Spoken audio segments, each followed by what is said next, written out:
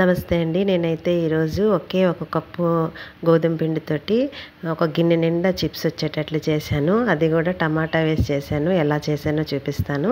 ఒక కప్పు గోధుమ పిండి తీసుకొని 2-3 టమాటాలు ప్యూరీ చేసి హాఫ్ కప్ దాకా జ్యూస్ తీసుకోవాలండి. అలాగే ఒక పావు కప్పు తోటి రవ్వ తీసుకోవాలి. రవ్వలో మూడిటిని కలిపేసి అందులోనే కొద్దిగా ఉప్పు, మిరియాల పొడి, కారం వేసుకోవాలండి.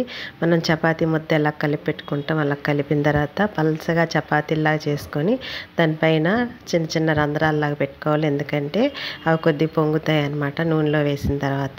మనకి ఇష్టమైన ఆకారంలో కట్ చేసుకొని ఇక నూనెలో వేపుకోవడమేనండి. అయితే మీడియం ఫ్లేమ్లో పెట్టి బాగా వేగిన తర్వాత తీసుకుంటే కరకరలాడే చిప్స్ రెడీగా ఉంటాయి. దాని మీద మనకి ఇష్టమైన ఏదైనా మసాలా వేసుకొని తినడమేనండి.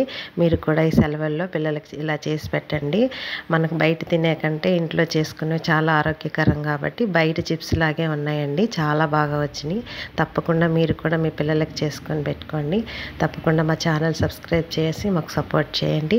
ఇలా చేసి పిల్లలు చదువుకునేటప్పుడు పక్కన పెట్టవచ్చు. టీవీ చూసినప్పుడు కానీ ఎప్పుడైనా పక్కన పెడితే అవి తినేస్తూ చక్కగా చూస్తుంటారండి. మరలా మనల్ని ఇబ్బంది పెట్టరు బయట కొనుక్కుంటామని. తప్పకుండా ఇలా